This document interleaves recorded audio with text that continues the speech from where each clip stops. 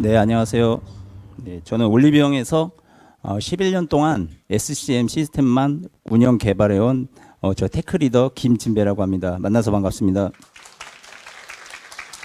네, 오늘 제가 발표한 내용은 기술적인 부분보다 좀 도메인 위주의 좀 발표가 될 것 같고요.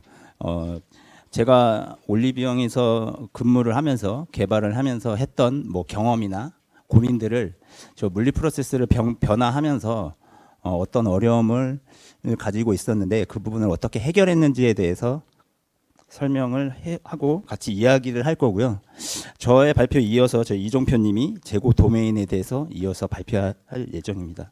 이 전에 저희가 발표하기 전에 제 올리브영에서 간략하게 좀 소개 좀 하겠습니다.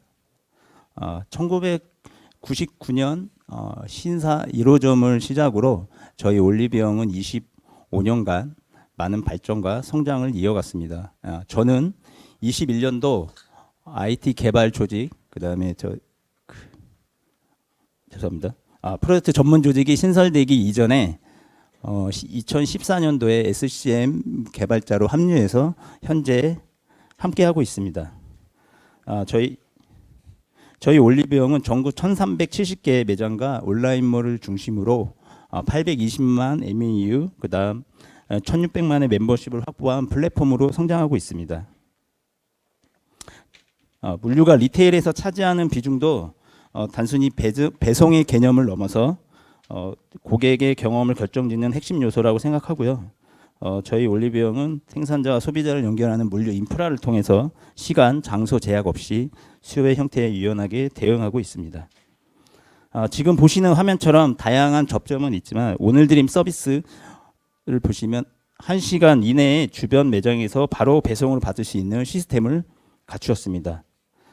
제가 오늘 발표를 통해서 올리브영 물류 프로세스의 도메인이 과거부터 현재까지를 돌아보며 변화에 대한 모습을 같이 한번 이야기해 보도록 하겠습니다. 먼저 저희 그 물류의 도메인에 대해서 좀 어려운 부분 같은 경우에는 좀 그 전문 용어가 있기 때문에 좀 설명을 좀 보조해서 드릴 거고요. 그리고 저희 세션을 좀 집중해서 들으시고 부스를 좀 방문하셔가지고 들은 것 중에 좀 질문 사항이나 좀 응원을 남겨주시면 저희 소정의 선물을 드릴 예정입니다. 그러면 발표를 좀 시작해 보도록 하겠습니다. 저희가 발표를 시작하기 전에요. 저희 그 핵심 도메인에 관련돼서 먼저 말씀을 드리고 도메인에 대해서 같이 좀 이해를 한 다음에 저희 개선 전과 개선 후 어떤 변화가 있는지를 알려보려면 좀 간략하게 저희 도메인에 대해서 간략하게 좀 설명을 해드리도록.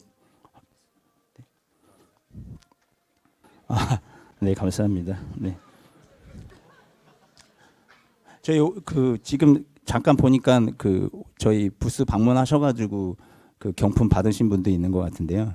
지금 보시는 그 상품이 저희 물류센터에 납품하는 과정을 좀 보여드렸는데요. 보고 계신데요. 이 부분에 대해서 저희가 좀 상세하게 좀 보면서 한번 같이 한번 이야기해 보도록 해보겠습니다. 저희가 상품을 팔기 위해서는 물류센터에 재고를 입고를 시켜야 되는데요. 저희가 필요한 상품을 매입하는 형태인데요. 그래서 저희가 실제 협력업체를 통해서 매입을 하고 있습니다. 이렇게 발주 담당자분들이 상품을 매입을 하면 협력업체에서 납품 확정이라는 과정을 갖습니다. 이 납품 확정이라는 건 말 그대로 자기가 자기 업체에서 필요한 상품에 대해서 얼마큼 납품이 가능한지, 그다음에 어느 센터로 입고를 해야 되는지, 그리고 언제 입고를 해야 되는지 정보를 확정을 하면 저희가 입고 예정이라는 주문이 생성됩니다. 이 주문이 생성이 되면 저희 주문 관리 시스템을 통해서 물류센터로 입고 예정 정보가 연동이 됩니다. 입고 예정 정보가 연동이 되면 실제 물류센터에 입고된 상품과 입고 예정 정보를 확인하고 입고 확정의 과정이 거치는데요. 이렇게 입고 확정이 되면 저희 또 주문 관리 시스템을 통해서 저희 올리브영으로 입고 실적을 연동해 줍니다.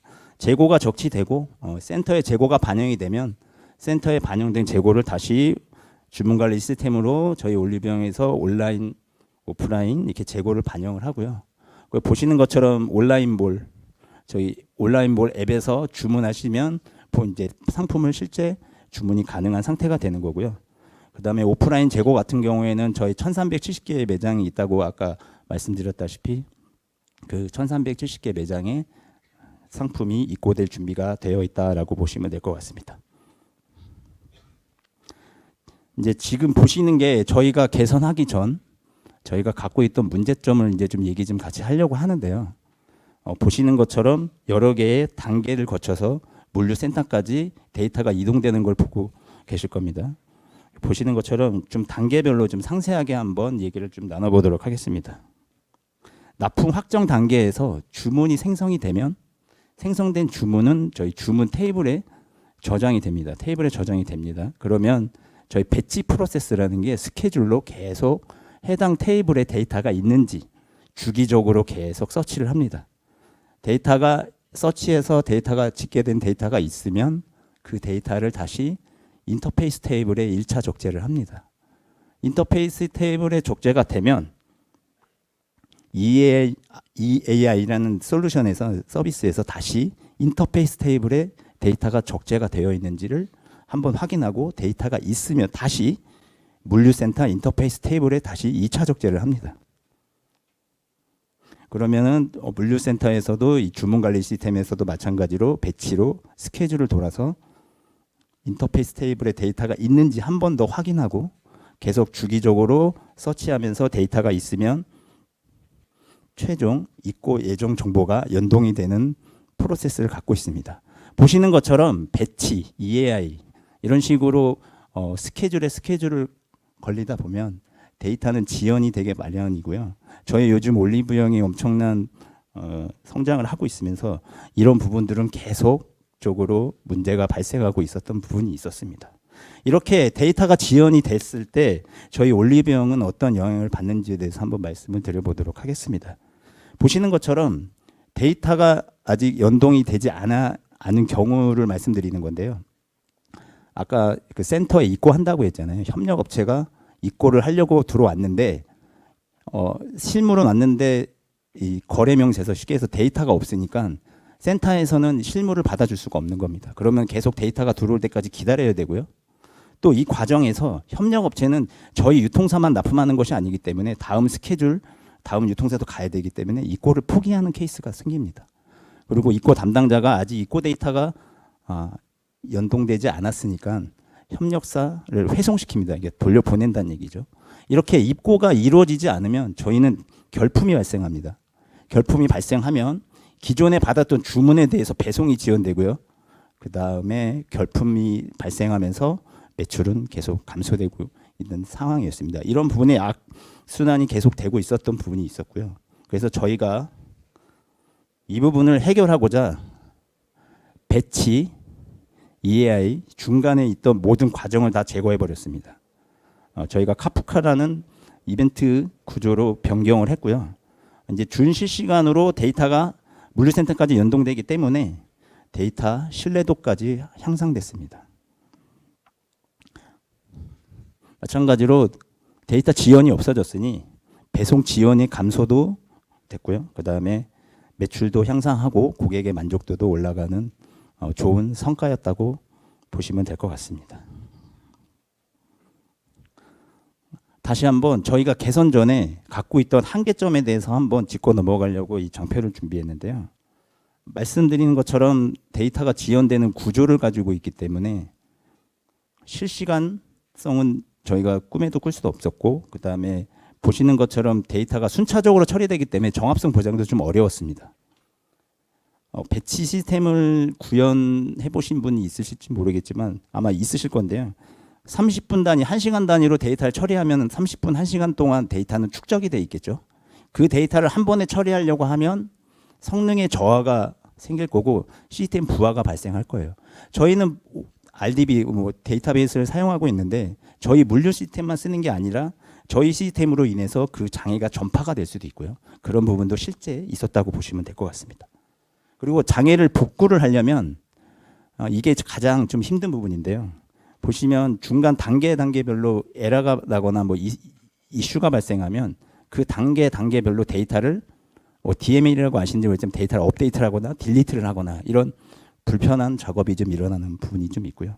그렇게 하고 다시 처음부터 배치를 실행을 해야 됩니다. 그러면 최소 1시간이라는 시간, 그러면 업체에서는 또 1시간이라는 시간을 또 대기해야 되겠죠. 그리고 보시는 것처럼 단계별로 운영하는, 주관하는 부서, 회사가 다릅니다. 운영하기 참 힘들겠죠. 저희가 이게 데이터 연동을 하기 위한 개선 후 아키텍처를 좀 보고 계신데요.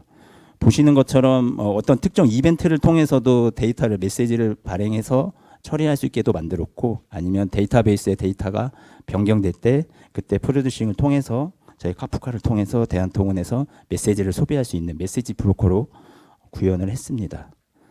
컨슈머 쪽에 보시면 에라 핸들러라고 있는데요. 요거는 DLT라고 해서 데드레터인데요. 프로그램을 배포하고 운영하다 보면 에러가 날 수 있어요. 분명히 아무리 잘 짠 코드라고 하더라도 에러는 무조건 에러가 안 날 수는 없죠. 에러가 발생했을 경우에는 그 에러 메시지도 저희가 데드레터에다가 적재를 해서 재처리할 수 있게 구현했다라고 보시면 될 것 같습니다. 이 부분은 다음 장에 다시 한번 좀 말씀드려 볼게요. 네. 지금 제가 제목을 실패한 메시지도 놓치지 않는 백업 프로세스라고 했는데요. 보시는 것처럼 데이터를 처리하다가 오류가 발생하면 키네시스 통해서 S3 버킷에다 데이터를 한번 저장하고요. 이 저장된 데이터는 시스템만 알고 있으면 안 되죠. 우리 개발자도 알려줘야 되죠. 그럼 개발자한테 데드레터 오류가 났어 하면서 슬랙으로 알람도 주고 재처리하기 편하게 엑셀로 데이터를 1차적으로 백업을 하는 거라고 보시면 될 것 같습니다. 지금처럼 이렇게 데이터가 오류가 나서 DLQ가 발생이 됐던 경우에는 슬랙으로 이렇게 알람이 오고요. 실제 이거는 저희가 실제 알람을 발생한 걸 실제 좀 캡처해서 남긴 부분이라고 보시면 될 것 같습니다. 그러면 기존처럼 데이터를 DML을 한다거나 배치를 재처리한다거나 이럴 필요가 전혀 없는 거죠. 저희가 데이터 연동 속도를 좀 비교해 봤습니다. 보시는 것처럼 배치를 처리하다 보면은 대량의 건, 몇십만 건, 몇백만 건의 데이터를 처리해야 되지만 메시지로 실시간으로 처리하게 되면은 최대 데이터가 많이 들어온다 하더라도 현재 제가 이 장표를 만들 때 최대 걸린 속도를 좀 체크해 봤는데요. 이 정도의 효과를 봤다라고 보시면 될 것 같습니다. 이 부분이 가장 중요한 부분인데요. 저희가 배치에서 카프카라는 이벤트 브릿지, 그러니까 이벤트 구조로 변경했을 때 현실적인 고민 사항을 적어놓고 어떻게 해결했는지를 좀 보여주는 장표가 되겠는데요. 처음에는 이 운영에 대한 어려움이 있었고, 그 다음에 배치로 되어 있던 시스템이다 보니까 저희가 이 이벤트 기반의 구조로 바꾸려다 보니까 아키텍처를 다 변경을 해야 돼요. 처음부터 끝까지. 그 다음에 파티션 순서 간에 이제 보장을 하기 위해서는 이게 중복이 되는 데이터를 좀 고려해야 되는 부분도 많고요. 물론 그 블로그나 이런 데 보면 많이 고민하는 그런 부분이라고 보시면 될 것 같습니다. 그리고 저희 그 SCM 파트, 그러니까 저희는 스쿼드라고 하는데 저희 스쿼드 구성원들이 실질적으로 카프카나 MSK로 운영 개발해 본 경험을 가지고 있는 개발자가 없었어요. 솔직히 스터디 정도 하고 책을 읽고 로컬에서 구현해 본 적은 있지만 실제 서비스를 운영하는 적은 없다 보니까 이런 부분이 굉장히 고민이 좀 많았습니다. 그래서 이런 부분들을 해결하기 위해 일단 설치나 이런 부분이 필요 없이 저희 AWS MSK를 하면서 운영에 좀 부담을 완화했고요. 저희는 플랫폼 엔지니어링이라는 팀이 있기 때문에 인프라 지원을 받을 수 있습니다. 그래서 저희가 잘할 수 있는 개발은 저희가 하는 거고요. 인프라 관련된 부분은 인프라 지원을 받을 수 있다. 그 다음에 아까도 말씀드렸지만 배치 위주의 기준으로 되어 있다 보니까 저희가 전체적으로 다 전환하는 거에 대해서는 좀 힘들다 보니 물류센터하고 연동되는 부분, 그 부분만 저희가 이벤트 구조로 바꿨고요. 나머지 이 부분은 저희가 앞으로 해야 할 과제라고 보시면 될 것 같습니다. 그리고 순서 보장이 필요한 부분에 대해서는 이제 키로 파티셔닝을 좀 적용을 해가지고 순서 보장을 좀 해결했고요. 그 다음에 저희 비즈니스 로직에서 중복이 데이터는 발생이 됐을 때는 중복 발생이 되지 않게 이런 부분들을 좀 처리했고요. 그 다음에 아까도 말씀드렸다시피 처음에 저희가 도입을 하기 위해서는 POC를 내부적으로 좀 많이 했습니다. 그리고 파일럿 시스템을 좀 구축하면서 좀 빌드업을 좀 했고, 그 다음에 어떤 이벤트나 발생하는 부분에 대해서는 좀 기준을 삼아서 데이터 사이즈나 여러 가지 토픽에 생성하는 기준이나 이런 것들은 좀 내부적으로 좀 표준화했던 부분이 있습니다. 다음에 보시는 장표는 저희가 이렇게 구현은 했는데 그러면 그동안 이슈나 에러가 발생했을 때 모니터링은 어떻게 했는지에 대해서 말씀을 드려보도록 하겠습니다. 이거는 개선 전의 모습인데요. 보시면 저기 배치로 되어 있죠. 이게 출고 처리라는 게 뭐냐면 한번 말씀드려보면 센터에서 매장으로 출고가 나가면 매장에 재고가 입고가 됩니다. 여러분 올리브영에 가면은 그 매대에 그 상품이 놓여 있는 거 보시죠. 그게 이제 물류센터에 저희 물류센터에서 나가서 실적 출고가 된 데이터고, 그러니까 출고된 상품이거든요. 보시다시피 출고 처리는 새벽 시간에 모니터링이 취약한 시간에 이루어집니다. 저게 저를 표현한 건데요. 지금 잘 자고 있죠. 이제 앞으로 어떻게 될지도 모르고 좀 잘 자고 있네요. 잘 자고 있는데요. 갑자기 메시지가 울리는 거예요. 저 지금 생각하니까 좀 약간 좀 뒷목이. 네. 근데 이게 실제 있었던 일입니다. 실제 있었던 일이고요. 확인해 보니까 배치는 잘 돌았어요. 배치는 오류가 나면 저한테 알람은 와요. 뭐 알람 정도는 와요. 알람 정도는 오는데 이상하다 생각해서 배치를 들어가 봤는지 배치는 정상이에요. 들어갔더니 보니까 저희가 배치가 특정 시간에 도는데 그 시간에 데이터가 없었던 거예요. 배치 구현해 보신 분 아시겠지만 그때 배치가 돌아서 데이터를 처리해야 되는데 이미 버스는 지나가고 그 뒤에 데이터가 들어오니까 아무리 기다려봐야 배치는 재처리가 되지 않겠죠. 근데 이거를 저희가 배치가 돌아가고 3시간 만에 확인이 됐습니다. 이것도 물론 현업 담당자, 실제 시스템을 사용하시는 분들한테 저희가 미리 감지한 것도 아니고 데이터가 없네요, 뭐가 없네요 이러면서 또 확인해 보니 저희 매장 가보시면 전자라벨이라고 있습니다. 전자라벨이 자동화되어 있는데요. 거기 보시면 뭐 여러 가지 상품의 정보도 있고 재고가 몇 개인데 솔드아웃 표시가 된 거예요. 버젓이 상품이 있는데 솔드아웃인 거는 저희가 고객님을 뭔가 이렇게 농락하는 것 같기도 하고 좀 문제가 있겠죠. 이런 부분이 있기 때문에 부랴부랴 또 확인을 하는 거죠. 봤더니 이제 아까 말씀드린 것처럼 배치는 잘 돌았지만 그때 데이터는 없었고 데이터 지연으로 인해서 저희 혹시 기사에서 보셨는지 모르겠지만 저희가 슬랙에 의학이라고 치면 장애 인시던트 채널이 생깁니다. 네, 그냥 의학인 거예요, 진짜요. 네. 혹시 장애 겪어보신 분들 계시겠죠? 저만 있는 건 아니겠죠? 네. 인시던트는 해결은 했지만 결과적으로는 재발 방지 대책이 필요한 거거든요. 그러면 뭐 배치를 어떻게 해야 돼? 뭐 여러 가지 방법은 있겠지만 결국 할 수 있는 거는 사람을 갈아 넣는 겁니다. 특정 시간에 일어나서 잘 돌았는지, 그 다음에 데이터베이스 들어가서 셀렉트해서 출고 처리가 됐는지, 저희의 모습입니다. 과거의 모습이었고요. 네. 그러면은 뭐 누구는 A, B, C는 뭐 A는 너는 월요일, 화요일, 너는 뭐 수요일, 목요일, 저 수요일 날 연차 써야 되는데요, 막 이러면서, 네. 그러면 뭐 제가 리더니까 제가 막 주말은 제가 하고요. 또 약간 그런 부분이 있었는데요. 그러면 이런 부분을 어떻게 해결했는지 좀 다음 장표에 나오는데요. 저희가 일단 배치를 제거했잖아요. 그러면 데이터가 출고 처리가 되면 대한통에 되면 자동으로 들어오기 때문에 자동으로 실시간으로 처리가 되기 때문에 이런 부분에 대해서는 저희가 자유로워졌습니다. 하지만 출고 처리가 어느 정도 몇 시까지 얼마큼 됐는지는 알아야 했어요. 그래서 저희가 출고 처리를 99%가 되지 않으면 출고 지연을 감지해서 온콜이라고 해가지고요. 저희 스쿼드 개발자 4명 있거든요. 4명한테 전화가 받을 때까지 갑니다. 네, 시스템으로. 네, 온콜이라는 시스템이 있거든요. 이걸 도입을 해서 전화 받을 때까지 오고요. 안 깨면 그건 진짜 안 깰 일이 없습니다. 한 3, 4주 전에 저희 올영 세일할 때 한번 받았어요. 네, 실제 받았어요. 예.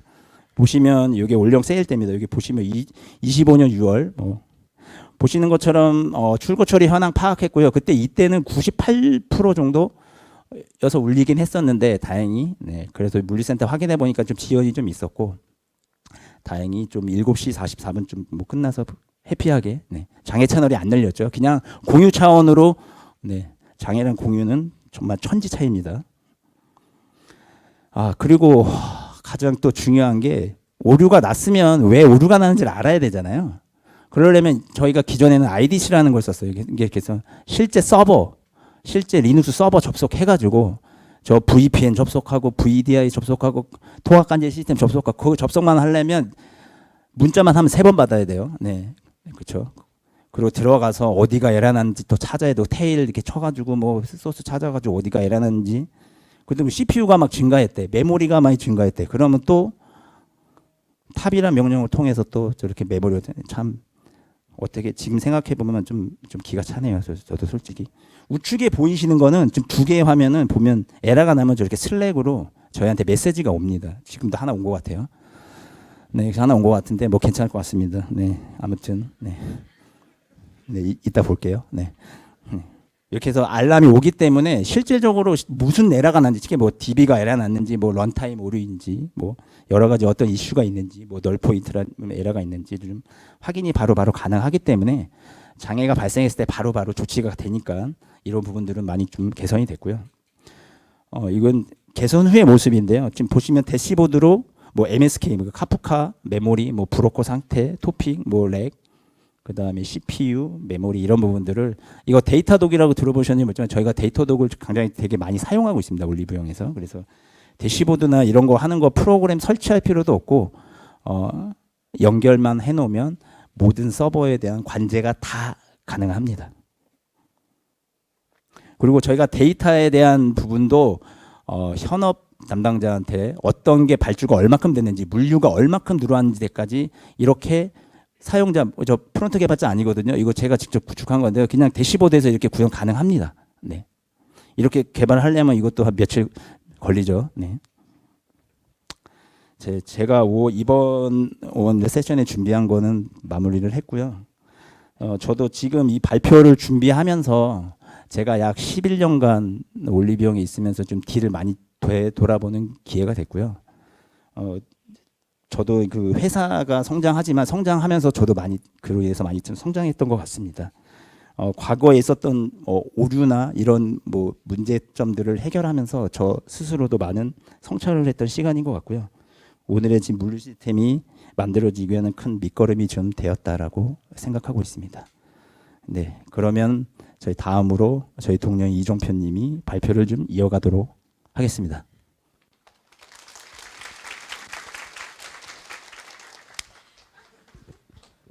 예, 안녕하세요. 아니요. 자기소개는 일단 가볍게 해보도록 하겠습니다. 저는 올리브영 인벤토리 서비스 개발팀 이정표라고 합니다. 반갑습니다. 저희가 하이파이브를 할지 말지 한 달 정도 고민을 했는데요. 결국 하게 되었습니다. 네. 저는 앞서 발표해 주신 진배님의 뒤를 이어서 저희 올리브영에서 실시간성과 확장성을 위해 어떻게 RDB 중심의 구조를 탈피하는지 오프라인 재고 시스템 개선기를 통해 설명드리도록 하겠습니다. 우선 재고 도메인에 대해서 먼저 설명을 드릴 건데요.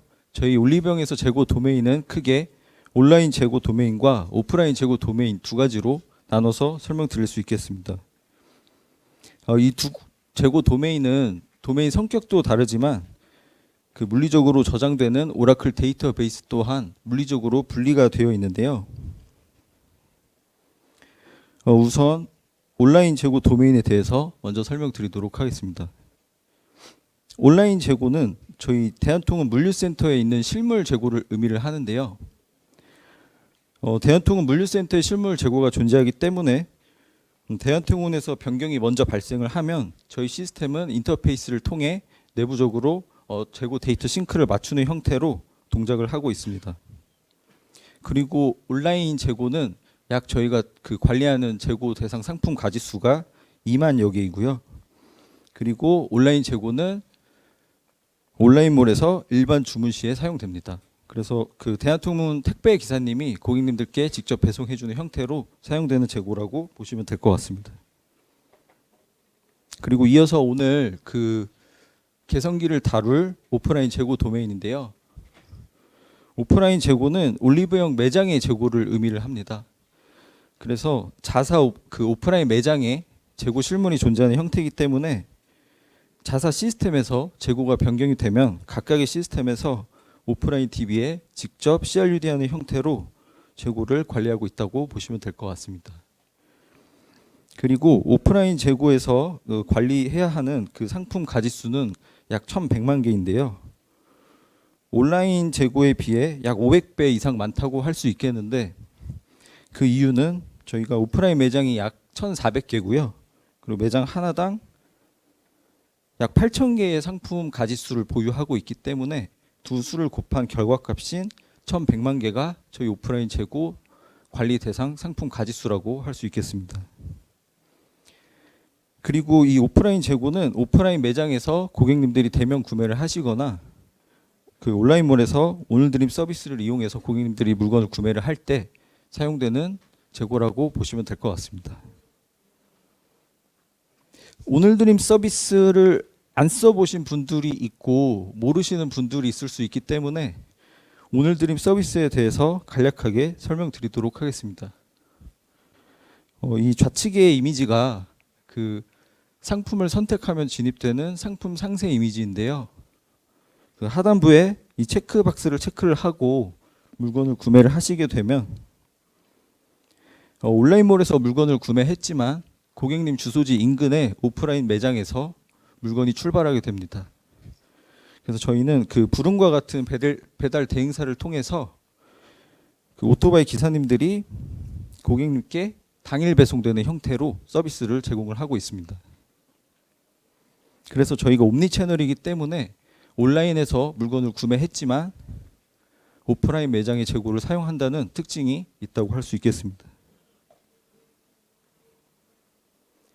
그래서 저희는 그 오늘드림 서비스뿐만 아니라 매장 재고 조회 등 그 온라인몰에서 다양한 영역에서 오프라인 재고 조회 API를 사용하고 있습니다.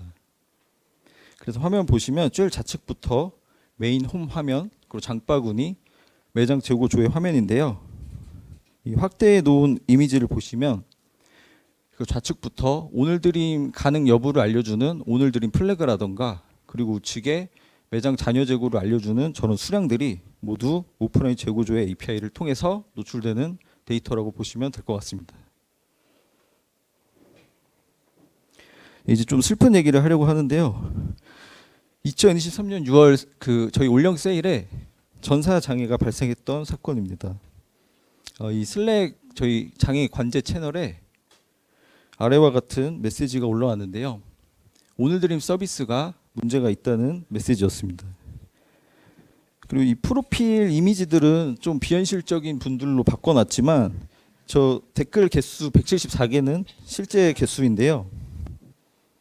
제가 일부 댓글을 발췌해 왔습니다.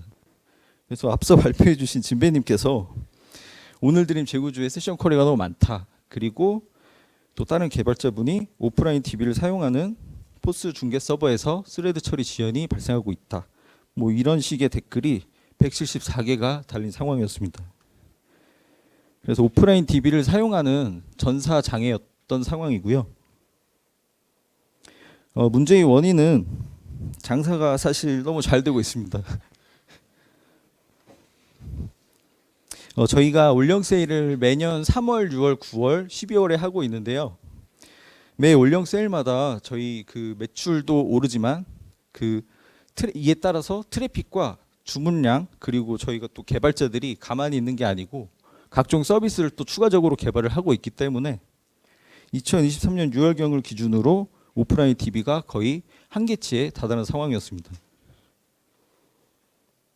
그래서 오프라인 DB 부하의 주된 원인 중에 하나는 바로 오프라인 재고조 API였는데요. 오프라인 재고조 API의 경우에는 그 온라인몰로부터 요청을 받아서 오프라인 DB를 직접 바라보는 구조로 되어 있었기 때문에 저 스탁 API가 세일 기간 일평균 약 3천만 번 호출이 돼서 오프라인 DB 부하에 직접적인 영향을 크게 주었다고 할 수 있겠습니다. 그래서 저희는 그 개선 방향으로 오라클 DB를 직접 바라보고 읽는 게 아니라 그 레디스 리드 DB를 따로 둬서 부하를 분산하려고 설계 방향을 세웠습니다. 그렇게 나오게 된 설계도인데요. 이거는 영역별로 좀 나눠서 설명드리도록 하겠습니다. 일단 그 오프라인 매장에서 그 고객님들이 물건을 구매하시거나 뭐 반품을 접수를 하실 때 저희 그 매장 직원분께서 포스기를 사용을 해서 바코드를 스캔을 하시거든요. 그렇게 되면 포스 중계 서버의 HTTP 요청으로 그 변경된 재고분을 날려주고, 포스 중계 서버에서는 오라클 데이터베이스에 그 업데이트 쿼리를 날려서 재고 변경을 반영을 하고 있는 구조인데요. 저희가 저 빨간색 라인을 추가를 해서 오프라인 DB의 업데이트 침과 동시에 메시지를 발행을 하고, 저희 스탁 서비스에서는 해당 메시지를 컨슘하면서 레디스에 변경된 재고를 반영하도록 처리를 했습니다. 그리고 그 외에 배치성으로 재고가 변경되는 이벤트의 경우에는 저희도 별도로 배치를 개발을 하고, 배치가 오프라인 DB를 주기적으로 읽어서 변경된 재고를 레디스에 반영하도록 설계를 잡았습니다. 그래서 최종적으로 이렇게 레디스에 쌓아놓은 재고 데이터를 기준으로 저희 스탁 API가 동작하도록 해서 오프라인 DB 부하를 최종적으로 줄이게 되었습니다.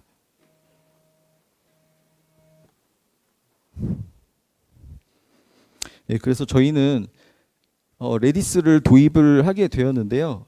물론 다른 스쿼드나 다른 시스템에서 먼저 다 선행적으로 도입을 하긴 했지만, 일단 저희가 레디스를 도입을 하면서 크게 세 가지 이슈가 있었는데, 그 세 가지 이슈가 각각 무엇이었고 저희는 어떻게 해결을 했는지 하나씩 설명드리도록 하겠습니다. 일단 첫 번째로 동시성 제어 이슈입니다. 기존의 관계형 DB인 그 오라클 데이터베이스에서는 여러 클라이언트나 서비스에서 동일한 로우의 업데이트를 수행할 경우에는 그 로우 레벨로 락이 걸리게 되면서 동시성 제어가 내부적으로 어느 정도 보장이 된다고 할 수 있는데요. 저희 레디스 같은 경우에는 내부적으로 단일 스레드로 동작하는 메커니즘이라서 단일 명령어에 있어서는 동시성이 보장이 된다고 할 수 있겠지만, 재고를 조회를 하고 수량을 증가 처리를 한다거나 차감을 한다거나 그 계산을 한 이후에 다시 저장을 하는 이런 복합 명령어를 수행을 하게 될 경우에는 동시성 이슈가 있다고 할 수 있겠습니다. 그래서 좌측 이미지를 보시면 저희가 배치랑 그 스탁 서비스에서 각각 그 동일한 키에 대해서 조회를 하고 수정을 하고 다시 저장을 하는 방식의 복합 명령어를 날렸을 때, 저희가 최초의 재고가 10개였고 각각의 서비스에서 1개씩 차감이 돼서 최종적으로 8개가 되어야 되지만, 동시성 이슈 때문에 최종적으로 9개가 저장이 되는, 1개가 사라져버린 정업성 이슈가 발생한 그 순서도의 예시라고 볼 수 있겠습니다. 네, 그래서 저희는 그 레디스 내 분산 락을 사용을 하게 되었는데요. 기존의 레디스 클라이언트 라이브러리인 JDIS나 레튜스와 다르게 레디스는 분산 락을 지원을 하고 있고, 리액티브 방식도 지원을 하기 때문에 조회 성능 차원에서 논블라킹 비동기 방식을 통해 조회 성능을 높일 수 있을 것으로 기대하여 사용을 하게 되었습니다. 그래서 좌측 이미지를 보시면 기존의 복합 명령어를 그냥 수행했던 것과 다르게 복합 명령어를 수행하기 전에 락을 걸어주고, 그리고 명령어를 수행한 이후에 락을 다시 풀어줌으로써 임경역을 만들어줘서 동시성 제어를 하고 있다고 보시면 될 것 같습니다. 그래서 저희가 스프링 캠프이기 때문에 분위기 환기 차원에서 코드를 조금 가져오긴 했는데요. 분산 락을 어떻게 구현했는지 가볍게 코드를 조금 설명을 드리도록 하겠습니다. 우선 락커블이라는 커스텀 어노테이션을 만들어 주었고요. 그리고 아래쪽에 오더라는 함수에 해당 어노테이션을 달아 주었는데, 이 오더라는 함수 아래쪽 보시면 find stack and update라는 함수를 호출을 하고 있습니다. 근데 그 함수명을 통해 유출을 하실 수 있겠지만, 레디스에 재고를 조회하고 주문 수량만큼 차감을 한 이후에 다시 저장을 하는 복합 명령어를 수행하는 함수인데요. 그래서 오더 함수는 임계 영역이 필요하기 때문에 일단 락커블이라는 어노테이션을 달아 주었습니다. 그리고 그 어노테이션을 기준으로 AOP 포인트 컷을 잡아서 어라운드 어드바이스를 통해 해당 함수가 실행되기 전에 락을 잡아주고 실행 이후에 락을 풀어줌으로써 임계 영역을 만들어주고 동시성 제어를 하게 되었다고 보시면 될 것 같습니다. 그리고 이어서 조회 성능 이슈인데요.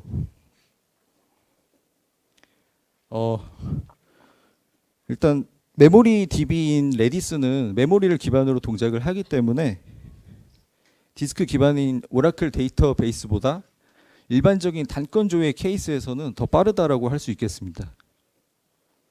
오라클 같은 경우에는 캐싱이 되어 있지 않은 경우에는 디스크를 읽어드리게 되는 경우가 있기 때문에 일반적으로 단건 조회 시 밀리초 단위로 반환이 된다고 할 수 있겠는데요.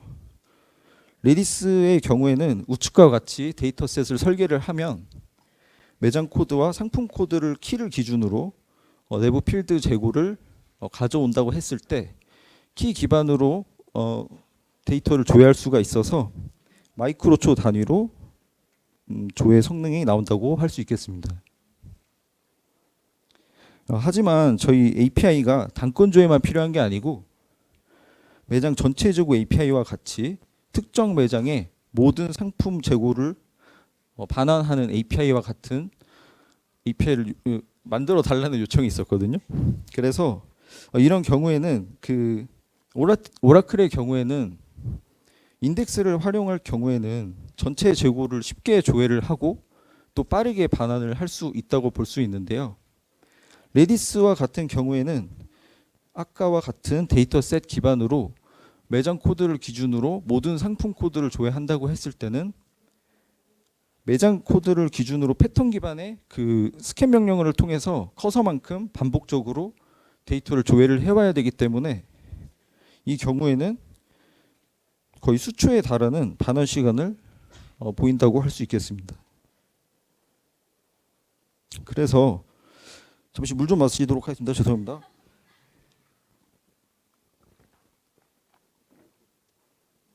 네, 그래서 저희는 조회 용도별로 성능을 최적화하기 위해서 레디스 데이터셋을 총 3가지로 구성을 했습니다.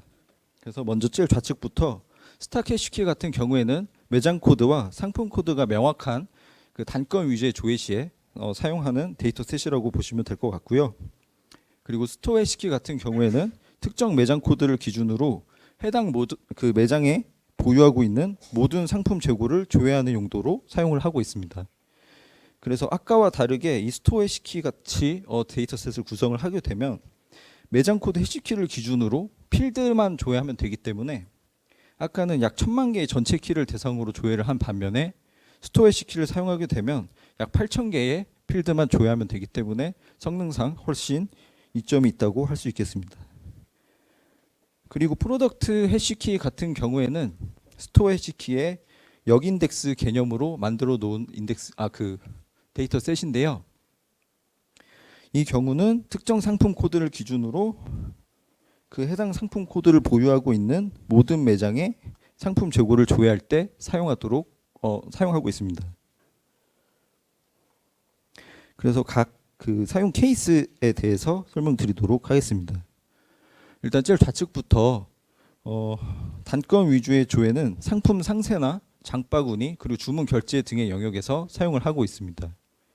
그리고 가운데 이미지는 그 오프라인 매장에서 사용하고 있는 전자라벨 이미지인데요. 전자라벨 같은 경우에는 특정 매장 코드를 기준으로 모든 그 매장에서 보유 중인 모든 상품 코드의 재고를 반환을 해야 되기 때문에 그런 경우에 API에서는 스토어 해시키를 사용하도록 처리를 했습니다. 그리고 마지막 제일 우측은 검색 엔진인데요. 검색 엔진 같은 경우는 전자라벨과 반대로 특정 상품 코드를 기준으로 그 해당 상품을 보유하고 있는 모든 매장에서 그 해당 상품의 재고를 반환하는 API를 요구를 했기 때문에 이 경우에는 프로덕트 해시키를 사용하도록 했습니다. 그래서 저희가 기존에 오라클 기반에서 동작하던 API는 세일 기간 P99 기준으로 300mAh가 넘는 레이턴시를 보였지만 개선 후에는 각각의 API들이 평균적으로 P99 기준으로 30mAh의 반환 시간을 보이게 돼서 약 10배 정도 성능이 향상되었다고 할 수 있겠습니다. 마지막으로 안정성 이슈인데요. 그 디스크 기반의 오라클 데이터베이스와 다르게 메모리 DB는 휘발성 데이터베이스이기 때문에 안정성에 있어서 좀 위험하다고 할 수 있겠습니다. 그리고 저희가 AWS 클라우드에서 레디스를 운영을 하고 있기 때문에 가끔씩 이게 1년에 뭐 한두 번씩 순단이 발생할 경우가 있더라고요. 그래서 이런 측면에서 저희는 장애 전파 방지 패턴인 서킷 브레이커를 사용을 했습니다. 서킷 브레이커란 기존 시스템 흐름에 장애가 있다고 판단이 되었을 경우에는 기존 흐름을 차단하고 지정해 놓은 대체 경로로 프로세스를 흘려보내는 장애 전파 방지 패턴인데요. 그래서 평소에는 서킷이 닫혀 있고 조회 API가 레디스를 기준으로 동작을 하다가 장애 상황에서는 서킷 브레이커가 열리게 되면서 기존의 오라클 데이터베이스를 기준으로 재고 조회 API가 동작하도록 서킷 브레이커를 사용을 했습니다. 그래서 실질적으로 서킷 브레이커를 사용을 했을 때 장애 상황에서 어떤 이점이 있는지 간단하게 설명드리도록 하겠습니다.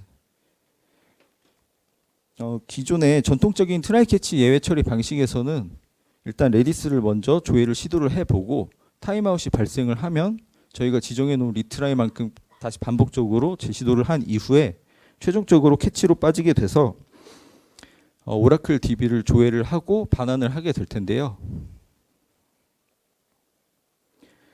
만약에 서킷 브레이커를 사용하게 되면 레디스 클러스터 장애 상황에서 특정 횟수나 특정 비율 이상의 익셉션이 발생을 하면 레디스를 바라보지 않고 바로 오라클 데이터베이스에서 데이터를 조회하기 때문에 레디스 장애 상황에서도 최소한의 응답 시간을 보장한다고 할 수 있겠습니다. 그래서 저희는 세일 기간 일평균 약 3천만 번의 오라클 조회 액션을 제거하게 되었고요. 그리고 조회 상황별로 데이터셋 설계를 다르게 가져가서 조회 API 성능을 약 10배 정도 향상시켰습니다. 그리고 마지막으로 서킷 브레이커를 사용을 해서 안정적인 API를 제공하도록 했습니다. 하지만 저희가 남은 과제가 있는데요. 지금 아까 앞에서 설계도 설명을 드릴 때 말씀을 드렸던 부분인데 저희가 일부 구간이 아직 그 재고 싱크를 배치로 마치고 있는 부분이 있습니다. 그래서 배치라는 게 보통 스케줄에 의해서 동작을 하기 때문에 배치로 재고 싱크를 맞추기 때문에 재고 싱크에 지연이 조금 있는 경우가 있다고 할 수 있겠는데요. 그래서 저희는 이걸 이벤트 드라이븐이라고 할 수 있는 CDC로 대체하는 작업을 현재 진행을 하고 있습니다. 지금까지 저희 올리브영에서 그 RDB 중심 구조를 탈피하기 위해 저희가 어떻게 레디스를 도입을 했는지 설명을 드렸는데요. 저희 그 앞서서 제가 말씀드렸던 것과 같이 레디스의 경우에 사실 메모리 기반으로 동작을 하기 때문에 오라클보다 무조건 빠르다라고 착각을 할 수가 있는데 사실 어떤 새로운 DB나 기술을 도입을 할 때는 그 기술과 DB의 그 특징을 잘 고려를 하고 도메인에 대한 이해를 바탕으로 사용을 해야 된다고 할 수 있겠습니다. 예, 그리고 마지막으로 약간 짧게 말씀을 드리고 싶은 부분이 있는데요. 저희 올리브영은 현재 150개 국가 이상에서 글로벌몰을 운영을 하고 있습니다. 그래서 예, 그리고 저희 그 글로벌몰은 연평균 80% 이상 계속해서 성장을 하고 있는 상황인데요. 그래서 저희 회사는 그 역직구 물류 센터라던가 물류 인프라 확보를 위해 많은 투자를 하고 있는 상황입니다. 그래서 저희는 이번 그 물류 시스템 개선기 그리고 오프라인 재고 시스템 개선기가 단순히 운영상의 이슈로 인한 개선이 아닌 글로벌 전략의 디딤돌을 마련하는 그런 작업이었다고 생각을 합니다. 네, 그 앞으로도 올리브영에 좀 기대와 관심 가져주시고 저는 발표 여기서 마치도록 하겠습니다. 감사합니다.